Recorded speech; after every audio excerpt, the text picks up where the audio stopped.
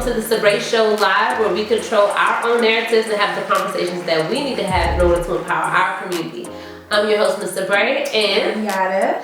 So, first of all, it was Memorial Day yesterday. We did the show a little late because of the holiday. I pretty much chilled. We did do some grilling or whatever, but it wasn't because I wanted to. I really could have just slept the whole time, but his mom called, my boyfriend's mom called and was like, yeah, you want to put something on the grill, whatever. Something really chill, like super. It was me, my boyfriend, his niece, and his mom. That was it. And my daughter. That literally was it. What you do this weekend? My sister had a cookout Saturday, so I was with the family. It was like a big thing? It's a big thing. She do it every year. Okay. Sunday, I chilled. I did go and have sushi and drinks at the Hamilton with one of my friends. I love the Hamilton in D.C. So beautiful. It is. And unfortunately, his car got broken into. So, at the Hamilton? Yeah, while we were there. But he didn't lock the door, so. Oh, okay. Well, yeah. Kind of good job, bruh. But they didn't really take anything worth taking. Like, it took his iPhone cord and his handicap pass. So the handicap pass though is a big deal. Yeah, it is. But it's like really all these sneakers in the car. They didn't take none of the sneakers. They pop the trunk, but they took a handicap pass in the cord. Well, that's what's up. Crackheads. So yeah, yesterday I just stayed in and watched True Blood. I was chilling. True Blood. I've been rewatching True Blood. So you rewatching it? Yeah. So it must be good. It's really good. We finished watching Shots Fired actually. But they canceled it actually. Wow, I haven't watched it yet. I know that they canceled it probably because they couldn't really go further with it because it was one of those shows where the storyline was so specific that you can't really go past that. After that, they're just gonna reenact that same narrative with different characters, and that's kind of whack. Yes. So we finished watching Shots Fired. It was alright, and we just chilled. I took a really long nap, so it's safe to say that I slept half of the day for Memorial Day. But shout out to the people who serve our country, who put their lives on the line. Absolutely. Yeah, we just want to remember them. Definitely appreciate it. So today we want to talk about the age to talk to your children about racism and white supremacy and things like that, because so many of us, we know that we live in a system of white supremacy. Absolutely. Point blank period. The parents feel it, the children feel it, the grandparents, whatever. Everything that we do in life is affected by white supremacy. So a lot of people feel like kids are supposed to live in this naive, and granted, to a certain degree they should, right. But this But then when they're faced with it, they don't know what to do about it because they're not aware that it exists. So that's kind of what part of the problem is that you want to, well not you, but people want to ignore its existence because they feel like their kids aren't ready yet. But realistically, you really don't know. I feel like you gotta start it early, to be honest. Yeah. Even when you go look at Christmas or certain holidays like that we know is fake, that we know is just has no point, and they're just keep their innocence. They have to be innocent. They have to know that a Santa is coming down the chimney, regardless, because you have to or without lying to them. Right. So we want to talk about the perfect age or the good age to talk to your children about racism. To me, I feel like the perfect age is between 8 and 10. What do you think? I might gotta run it back a little younger than that. And honestly, the reason why I feel that way is because I will say this: I have a 7-year-old daughter. My daughter was 4 years old when she first experienced racism. Wow! And she was at her grandmother's house. And her grandmother had took her to the park. She was at the park playing at the playground any other kid. And the little kids out there, when she came home, she told me, Mommy, the little girl told me she only plays with white kids. And I, was disgusted. I was livid. It makes you want to pull up on these kids. At 4? 4 years old. Wow. 4 years old. So it's at 4 years old, I had to explain to my child in the best way that I can that these kids are wrong, that this is something that's wrong with them, that it's not acceptable to be that way. Yeah. And for her to feel she doesn't understand that. She doesn't really, she sees different skin tones, but she doesn't see differences in people. And, children, they're the most forgiving and the most understanding of people. So it's for somebody's child to say that, it made me want to pull up on the kids, first of all, but the parents really, because that's learned behavior. Exactly. At that age, if that's young of an age, what kids do you really know can consciously and definitively say something like, I only play with white kids, or where would they get that from? So how did your daughter feel about that? Like, what did she say to express? She was very upset. She said, and I didn't like that they were mean to me, and I told her, and I had to explain to her that, sweetie, your color is beautiful, and somebody like that, you don't feed into that. At the end of the day, you don't want to play with somebody like that anyway. But it's like hard to explain that because you want to be like that little like bleep, bleep, but you can't say that to your child because it's a child. But some of these parents are raising hate mongers, racist children, and the kids are just emulating what they see in the parents. So shockingly enough, at 4, I had to tackle that. A lot of people would say that kids, they don't see color, or they don't understand, or whatever. Especially at 4, a lot of people will argue that they don't know what racism is. They don't know what color is. As far as they know, they say, "Oh, we both have arms. We both have legs. we're the same." You know what I mean? So, explain like kids at 4 know what the difference is between color. Like absolutely, because my daughter will tell me, "Mommy, you're light and I'm brown." And I tell her all the time how much I envy her skin because she's the most beautiful skin. Yes, I say so it's like I tell her all the time, like, you know what I'm saying, like, you have beautiful skin, like your skin is flawless, like it's radiant. It really is though, like but it's like she sees the differences in tones, but it's not an issue where they're white, they're this, and I'm brown and I'm that. There's really, she's not making any correlation between her skin tone and her characteristics and their skin tone and their characteristics. Okay. So she was really disturbed by the fact that somebody just said, like, I only play with white kids, and she's looking like, well, why, what's so bad about playing with brown kids? Is how she kind of looked at it. And that can start early with that inferiority complex, because then you see the what do they call it, the test or whatever, when they do the baby doll test, when they say which one is nice, which one is mean. Of course, the dark baby is mean and the white baby is nice. Which one is smart? And you go on and go on, and they pick basically the positive characteristics for the white baby and then the negative characteristics for the black baby, which they look exactly like the black baby. Right, it's just the skin tone, and it feeds into that whole colorism situation right there. Like it's. I couldn't believe it. At that age group, I never thought I would have to deal with something like that with my child being 4 years old. I mean, I've never been naive to the fact that people do instill that even to this day into their children about either colorism or race. And a lot of people out there who are naive, they think that, all the races, they're dying off. Everybody who's millennials and younger, they're not seeing color. It's going to be a colorblind society. That's an absolute lie. They're perpetuating those same ideals that they were instilled in their parents, that they then pass down to their children. So it's like you feel like, their grandparents, millennials' grandparents, their racist grandparents are dying off. But guess what? They pass those ideals on to your parents, who then had you. And it's generational. It's not something that comes out of nowhere. You just say, well, Nana was tripping. Like, no. It's like you're feeding into that whether you realize it or not. They don't understand that they are. Yeah. I would say I picked 8 to 10 because, of course, my daughter, she's very, very young. She's not even 2. So I'm not sure, where they can comprehend. Obviously, your daughter at 4 can comprehend that, hey, some people out there are ignorant, that they don't understand that, one group of people is the same as the other, but they look at it as different because of history. It's hard to really convey that to them. Yeah, it's not an easy thing. Yeah, you got to fit out their language and make it relate to them as far as what they've seen.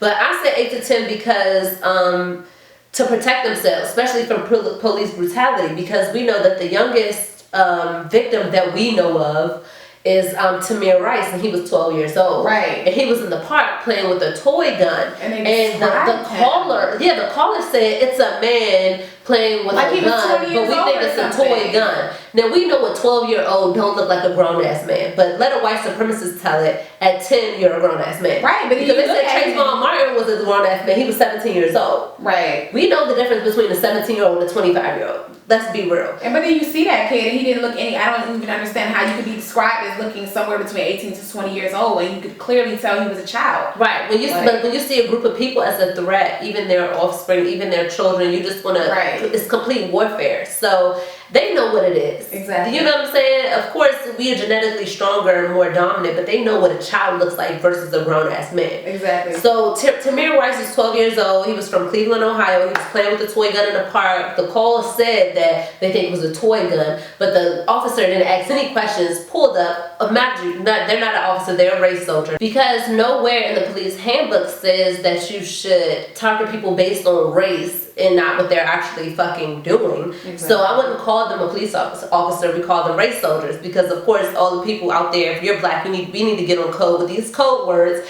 and we need to be very specific on what we're saying. If we're talking about a race soldier, a suspected white supremacist, or a white supremacist, and so on and so on. But you'll get the lingo as time goes on, but we have to be very specific and intentional with the words that we use, as Dr. Neely Fuller always says. But anyway, the race soldier in Cleveland, Ohio just pulled up on Tamir Rice. No questions asked. The video even shows that he just opened the door and started firing shots. That was it was legit a drive-by. So, mind you, his toy gun was legal in Cleveland, Ohio. It was an open carry state. It was an open carry state, so he had every right. Even if it was a real gun, if you're assuming he's a man, that he's a grown man, you can't pull up on somebody like that in an open carry state. Absolutely. And decide that, okay, well, despite the fact that it's legal for you to have this weapon out in the open, we just don't fucking like that shit. Exactly. It's like the same thing that happened to John Crawford. Like, to be honest. What was John Crawford? Was that also in Ohio? He was in a Walmart. Okay. And he had picked up a toy rifle off the air rifle off the shelf. Yeah. And he just had it with him. He was just holding it. Someone decided, oh, I don't like this, open carry state. Niggas ain't supposed to have guns. And called the police and told the police that he was in the store brandishing the weapon, pointing it at people. When they ran, these police came in there. Now, he was on the phone with his baby mama, I think. Yeah. And the police were telling him to put it down, and he wasn't even paying attention because you could clearly see he didn't know they were talking to him. They were behind him. Executed that man, basically shot him down, and the person who called the police on him, it's like, where are your consequences? Because you told them that he was in there, you made it seem like he was in there brandishing a weapon, he was pointing at people, like he was threatening people with it. Open carry state or not, you can't be up in a store doing that. Then they showed the footage, and you never saw him point that weapon at anybody. That's crazy. And people, that's so unconstitutional, so just assume that if you're black, the Constitution is totally out the window for you. Because they've shown white people in that same Walmart with real AK-47s, AR-15s, they're real rifles, kids and everything with these weapons strapped on their body, and no one said a thing. He had a weapon, a toy gun he got off the shelf in the store. Right. He didn't walk in with this weapon. Right. He got it off the shelf, and he was holding it, and he was talking on the phone, and he got killed because you decided that you didn't like the fact that he didn't come in there and threaten, say, put your hands up, empty the register, or anything. Right. Like, it was sick. Yeah, so just assume we don't have constitutional rights when it comes to our Second Amendment right, or just period, because of course shit changes when we're doing something. Right, it was never designed for us. But back to children and knowing about racism and police brutality. You have Cameron Tillman from Louisiana, age 14. He was opening up a door in an abandoned home. He got shot, just point blank, like just period. He just got shot right there. Like no questions asked, no nothing. Right. What is it? Von Derek Myers, age 18 in St. Louis. He was holding a sandwich at like a gathering or whatever. Got shot. Right. Sandwiches are so deadly. And I know you got you stupid. But Laquan McDonald from Chicago, age 17, he was shot. And I know that's more of a popular story. You guys can Google and find out the information on that. But these are children. Kids. These are unarmed children who are being targeted by these race soldiers and suspected white supremacists.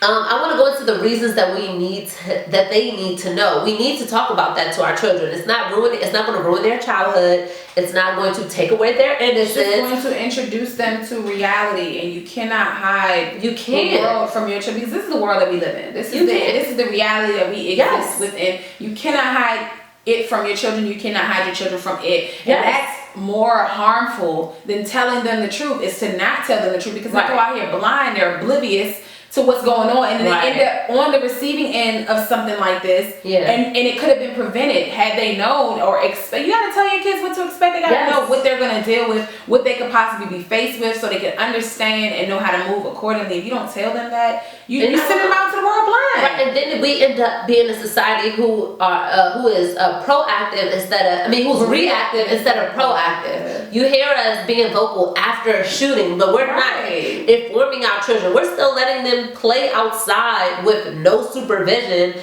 like it's nothing. Like we don't live in a white supremacist system. And control the narrative. That's the thing, because when you send your kids out there blind, anybody can tell them anything. Yes. And they're not aware. So you have to get in there as a parent, and you have to get a handle on it, and you control the narrative that's being presented to your child, because you don't want them to feel like, you know what I'm saying? You gotta keep your kids woke at the end of the day. Yes. You have to, because you send them out here oblivious. They don't know what's going on. They're believing whatever somebody up the street told them, or somebody who equally doesn't know anything, telling them this, and it's just the blind leading the blind. Like, you gotta tell your kids what's up. Yes. And let them know. We need to be looking at tattoos. We need to teach our children, this is what you look for to, this is how you prepare yourself to identify suspected race soldiers out here. You need to be looking at tattoos, you know, haircuts in some occasions. A lot of things, like just to have the body language, the certain verbiage that they use to identify people who can potentially be targeting them. Like the FBI report, I want to say in 2012, 2006, and you guys can Google it, either one of those, and it says that they said that white supremacist extremist groups are infiltrating law enforcement. Absolutely. And they act like that shit didn't exist. That was from the FBI. Absolutely. I mean, that wasn't from a black blog or blog, whatever. That was from the legit FBI. Right. They have been infiltrating law enforcement. So if you think that shit wouldn't trickle down into your community, you're crazy. Everyone thinks that until it hits your community. That's the thing. And all these people who've been killed, you know what I'm saying, by police, probably thought at some point, oh no, it wouldn't happen here, and then it happens there, and then reality sets in. We have to stop being reactive. At the end of the day, it's not even just the law enforcement of those or the white supremacists that are you know what I'm saying, so easy to spot. It's the undercover ones that you have to deal with, because a lot of them be off duty. It's your homes, it's them kids at schools, moms, and them old ladies you run into in stores that, like, you gotta understand with, you know, like the signs of somebody who's really trying to provoke you, because at the end of the day, as soon as you react, they're ready to lock you up. But you're seeing all these videos of these older white women in these stores calling people niggers and talking. You go back, leave the country, get out of here. I mean, I just saw a video of a guy who smacked sparks out of this white lady who kept calling him a nigger. Yeah, nigger, get off the bus, nigger. He said,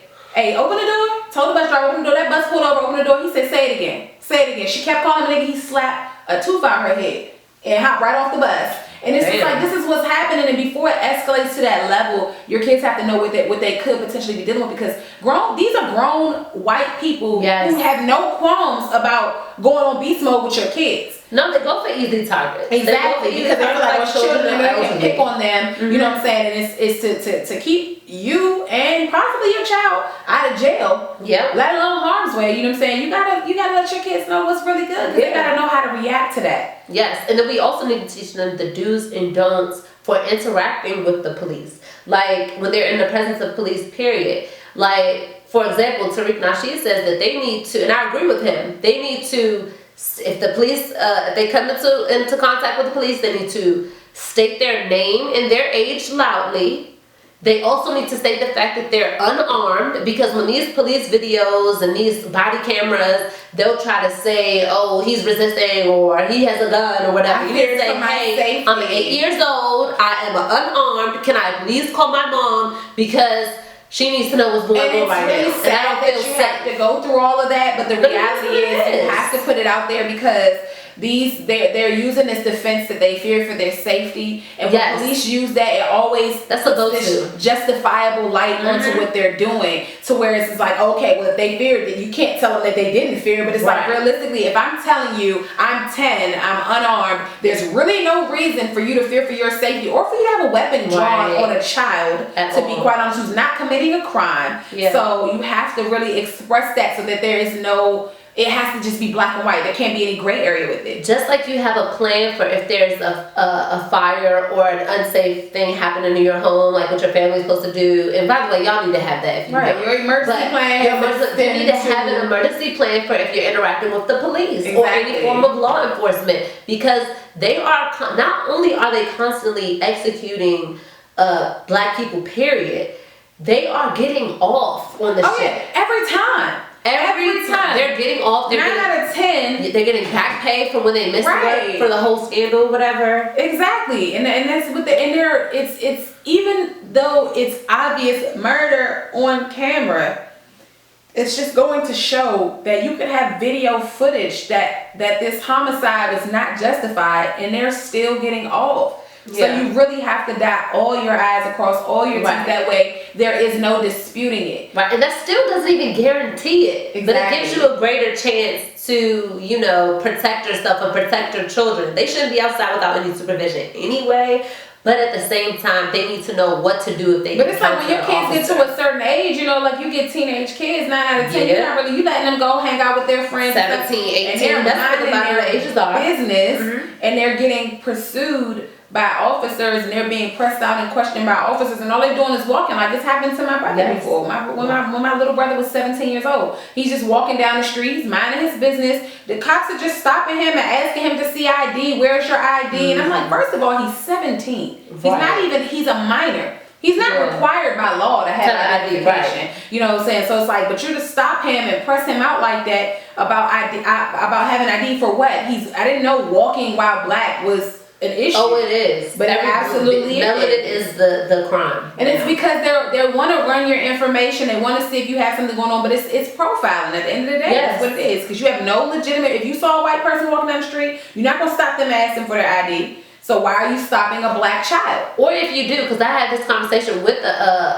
someone in law enforcement a long time ago, and they said, well, just the same way as we will stop profile someone who's black, who's out of place, or who's wearing a certain thing, we'll do that to somebody white who's in a black neighborhood who's out of place. And I said, yes, that is true. But the difference is that when they profile that white person, they're going to say, hey, are you lost? They treat him like a human being. Do you need some help?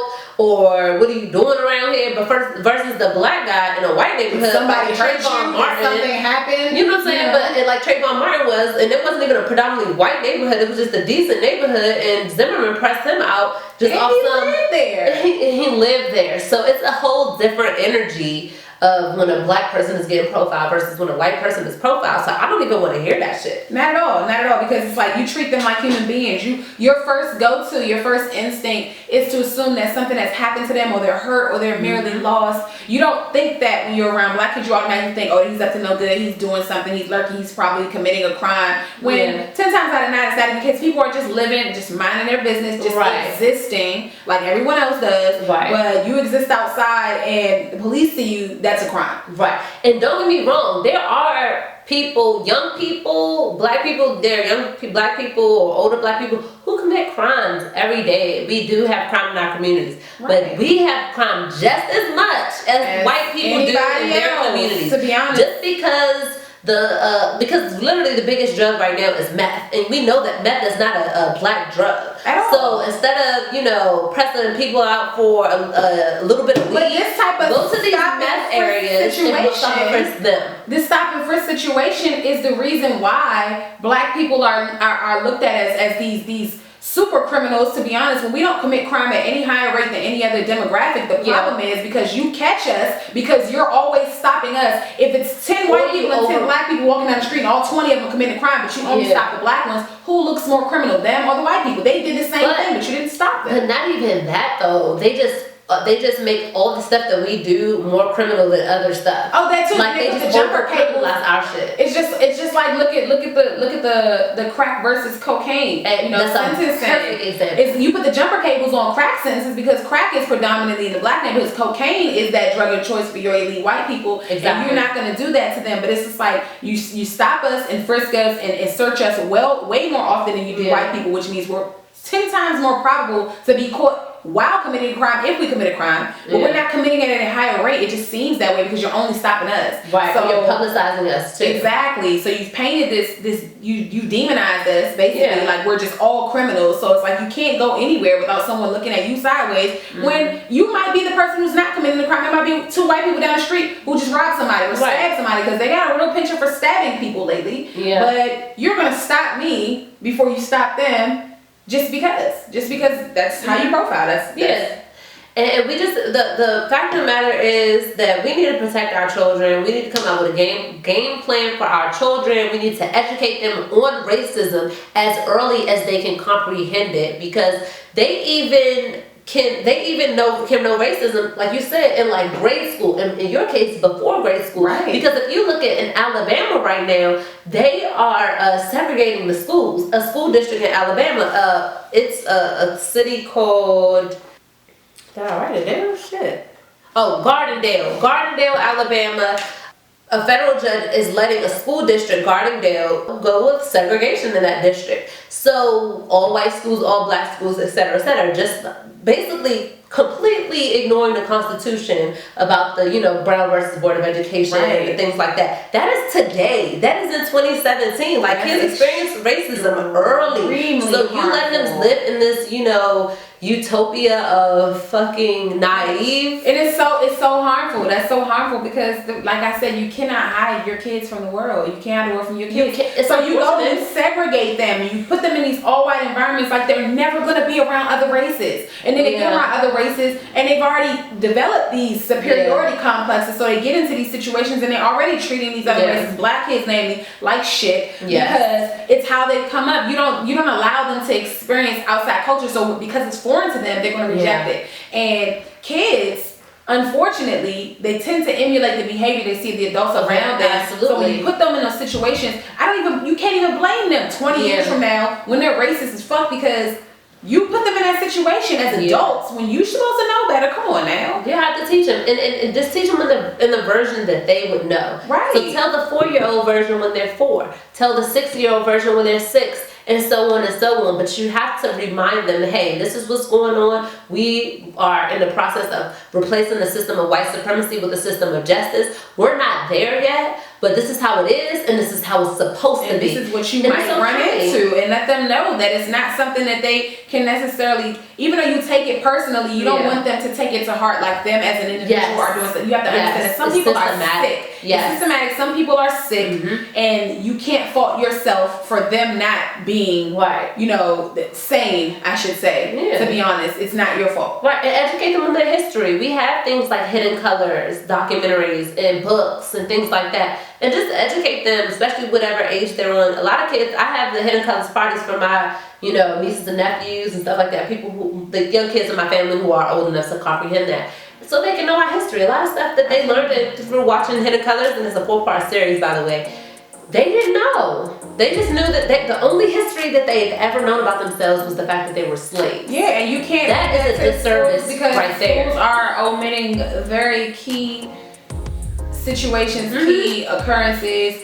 How about our history? Slaves were immigrant workers. That was in a school book. That was in a textbook. They're teaching it based on, like I said, you have to get in there and control the narrative. Yes. Because they are teaching our children from their perspective. And of course, they're not going to paint themselves in that negative light like that. Right. Nah, you have to give your kids the raw uncut. I'm sorry. They need to know the truth so they can know how to move accordingly. Absolutely. So thank you so much for tuning in. This has been the Sabrae Show Live, and I'm Sabrae. And I'm Yada. So tune in next week and see what we have to say. We got a lot of good topics coming up.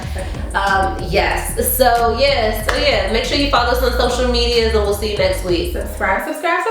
Yes.